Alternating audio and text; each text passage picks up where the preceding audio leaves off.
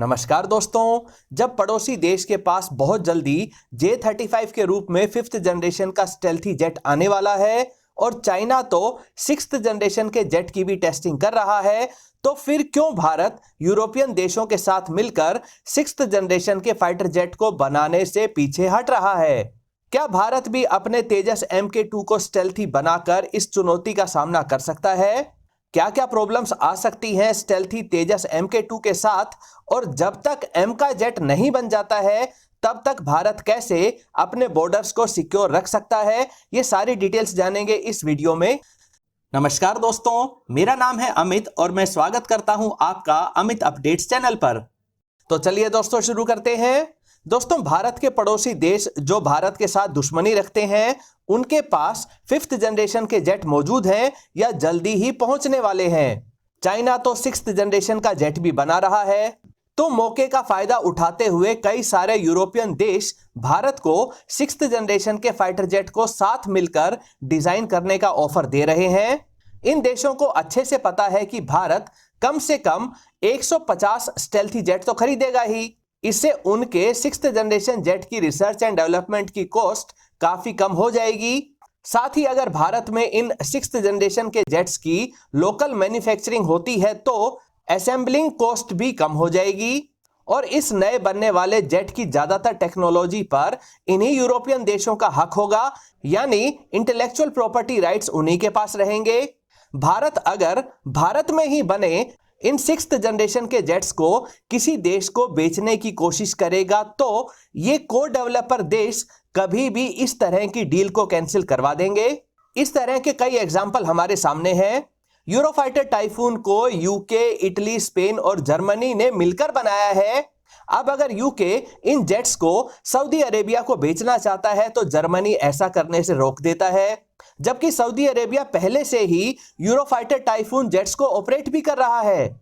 UK अगर Turkey को यही जेट्स बेचने की कोशिश करता है तो फिर जर्मनी ऐसा नहीं होने देता है। ये यूरोपियन देश छोटे छोटे आकार के हैं और इनको अपनी सेफ्टी के लिए नेटो ग्रुप के भरोसे रहना पड़ता है।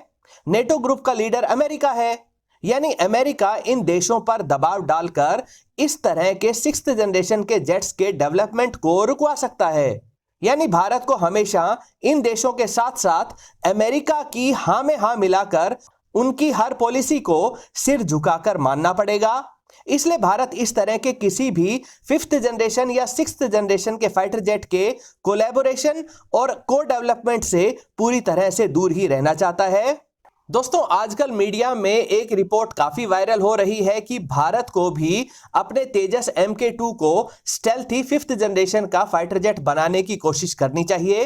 तेजस MK2 को स्टेल्थी बनाया जा सकता है या नहीं, ये डिटेल्स जानने से पहले हम 5th जनरेशन के फाइटर जेट्स को लेकर एक बड़ी गलतफहमी या मिसकंसेप्शन को दूर कर लेते हैं। दोस्तों, अक्सर ये समझा जाता है कि अगर हमारे दुश्मन के पास 5th जनरेशन का स्टेल्थी जेट है तो हम उस जेट को तभी काउंटर कर पाएंगे जब हमारे पास भी 5th जनरेशन का स्टेल्थी जेट होगा। यह एक बड़ी मिसकंसेप्शन है। देखिए, स्टेल्थी जेट्स रडार पर बाकी 4th जनरेशन के फाइटर जेट्स के मुकाबले ज्यादा छोटे दिखाई देते हैं, जिससे उनकी मौजूदगी जल्दी डिटेक्ट नहीं हो पाती है। इन जेट्स के इंटरनल बे में काफी कम मिसाइल्स को कैरी किया जा सकता है। अगर अंडर विंग्स पाइलोन पर भारी मिसाइल्स को कैरी किया जाए तो इनकी स्टेल्थ कॉम्प्रोमाइज होती है और इनका रडार क्रॉस सेक्शन बढ़ जाने के कारण इन्हें ट्रैक करके एयर डिफेंस सिस्टम से टारगेट कर पाना आसान हो जाता है। दुश्मन के मिलिट्री एसेट्स, उनके एम्यूनिशन डिपो और कमांड सेंटर पर असली और दमदार अटैक तो 4th और 4.5 जनरेशन के फाइटर जेट्स ही करते हैं। इनमें से कुछ को मिसाइल ट्रक जैसे नाम भी दिए जाते हैं क्योंकि ये बड़ी संख्या में मिसाइल्स को कैरी कर सकते हैं। 5th जनरेशन के फाइटर जेट्स का काम होता है लड़ाई शुरू होने पर दुश्मन के फ्रंट लाइन फाइटर जेट्स को डिस्ट्रॉय करके पीछे आ रहे अपने देश के मिसाइल ट्रक जेट्स के लिए रास्ता साफ करना। लेकिन अगर सामने वाले देश के पास S-400 जैसे कैपेबल एयर डिफेंस सिस्टम्स मौजूद हों जो स्टेल्थी जेट को भी 100 किलोमीटर से ज्यादा दूरी से ही ट्रैक कर सकते हैं, तो ऐसे में इन 5th जनरेशन के जेट्स का प्राइमरी रोल भी उनसे पूरा नहीं हो पाता है। अगर एक देश के 5th जनरेशन के फाइटर जेट की टक्कर दूसरे देश के स्टेल्थी 5th जनरेशन के फाइटर जेट के साथ हो जाती है तो दोनों ही देशों के स्टेल्थी जेट्स को एक दूसरे को डिटेक्ट करने में काफी समस्या आएगी। ऐसे में 30 से लेकर 40 किलोमीटर की रेंज में ये जेट्स ठीक से एक दूसरे को डिटेक्ट कर पाते हैं। जिस स्टेल्थी जेट का AESA रडार ज्यादा पावरफुल और ज्यादा एडवांस्ड होगा वह दूसरे देश के स्टेल्थी जेट को जल्दी डिटेक्ट करके उस पर मिसाइल लॉन्च कर पाएगा। दोस्तों यहां हमें यह भी समझना चाहिए कि अगर पहले air to air missile launch कर भी दी जाए तो भी स्टेल्थी जेट के एडवांस्ड जैमर्स और इलेक्ट्रॉनिक काउंटर मेजर सिस्टम्स उस मिसाइल को आसानी से जैम करके या कंफ्यूज करके बच निकलने के लिए ही बने होते हैं। बहुत कम ही चांस होते हैं जब 5th जनरेशन के स्टेल्थी जेट को एयर टू एयर मिसाइल से निशाना बनाया जा सके। इसीलिए कहा जाता है कि 5th जनरेशन के जेट्स तो 4th जनरेशन के जेट्स पर दबदबा बनाने के लिए ही बनाए गए हैं। जब 6th जनरेशन के जेट्स आ जाएंगे तो वो 5th जनरेशन के जेट्स पर अपना दबदबा बना लेंगे। दोस्तों अगर भारत जल्दबाजी करके अपने तेजस MK2 को स्टेल्थी डिजाइन का बनाने की कोशिश करता है तो समस्याएं और भी रहेंगी।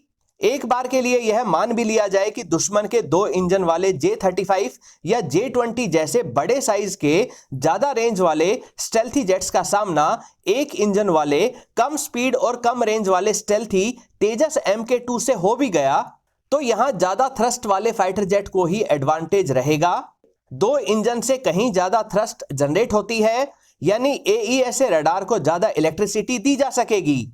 ज्यादा इलेक्ट्रिसिटी से ज्यादा ट्रैकिंग रेंज मिल सकेगी और यह एडवांटेज 190 किलो न्यूटन की टोटल थ्रस्ट वाले J-35 और 360 किलो न्यूटन थ्रस्ट वाले J-20 के पास रहेगा। 98 किलो न्यूटन थ्रस्ट के साथ तेजस MK2 ज्यादा रेंज के रडार को इस्तेमाल नहीं कर पाएगा यानी स्टेल्थी तेजस MK2 जब तक J-35 या J-20 जेट्स को ट्रैक कर पाएगा उससे पहले ही यह खुद ट्रैक होकर उनका निशाना बन सकता है। इसीलिए भारत जो 5.5 जनरेशन का MK बना रहा है उसमें फिलहाल 2 इंजन्स की सहायता से 196 किलो न्यूटन की थ्रस्ट रहेगी। वह आगे चलकर जो MK का नेक्स्ट वेरिएंट बनेगा उसमें 130 किलो न्यूटन के इंजन्स लगाए जाएंगे यानी टोटल थ्रस्ट 260 किलो न्यूटन की हो जाएगी। तेजस MK2 को अगर स्टेल्थी बनाने की कोशिश की जाती है तो कौन कौन सी समस्याएं सामने आएंगी वो भी जान लेते हैं। तेजस MK2 को डिजाइन को स्टेल्थी बनाया गया तो इससे इसका वजन काफी बढ़ जाएगा। स्टेल्थी जेट को काफी सारी एडवांस्ड टेक्नोलॉजीज को अपने एयरफ्रेम के अंदर ही रखना होता है। फिर इन इक्विपमेंट्स के लिए ज्यादा कूलिंग की जरूरत भी रहेगी तो इन इक्विपमेंट से तेजस MK2 का मैक्सिमम टेक ऑफ वेट 17,500 से बढ़कर 20,000 किलोग्राम तक तो जरूर हो जाएगा। ऊपर से स्टेल्थ के लिए खास आकार के विंग्स को डिजाइन किया जाएगा जो नॉर्मल फाइटर जेट से थोड़े छोटे रखे जाते हैं। फिर मिसाइल्स के लिए इंटरनल बे भी बनानी पड़ेगी यानी फ्यूल स्टोरेज की कैपेसिटी और कम हो जाएगी। अभी जो तेजस MK2 डिजाइन किया जा रहा है वह अपने इंटरनल फ्यूल पर 2000 किलोमीटर तक उड़ने के लिए डिजाइन किया गया है। एक्सटर्नल फ्यूल टैंक के साथ इसकी रेंज 3000 किलोमीटर तक बढ़ जाएगी।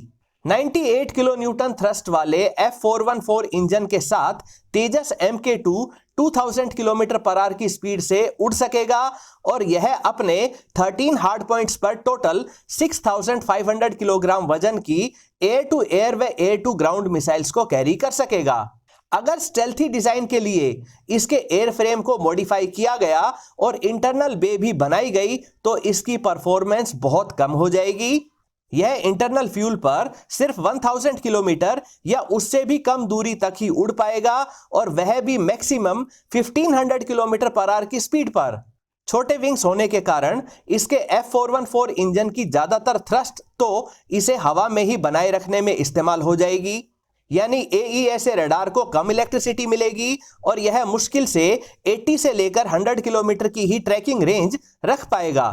एवियोनिक्स, जैमर्स व इलेक्ट्रॉनिक काउंटर मेजर सिस्टम्स भी ज्यादा पावरफुल और इफेक्टिव नहीं हो पाएंगे।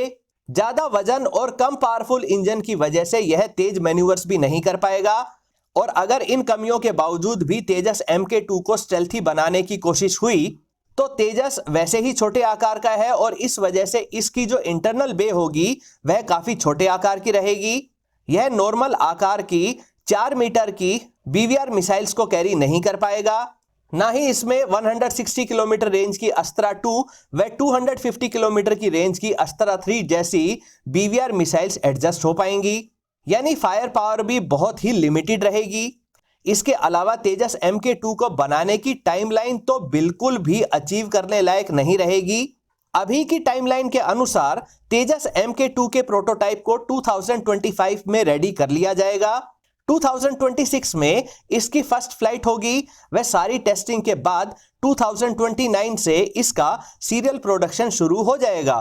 ये टाइमलाइन तब है जब तेजस MK2 में लगने वाली काफी सारी टेक्नोलॉजीज और इसका बेसिक एयरफ्रेम मौजूदा तेजस 1A पर बेस्ड है।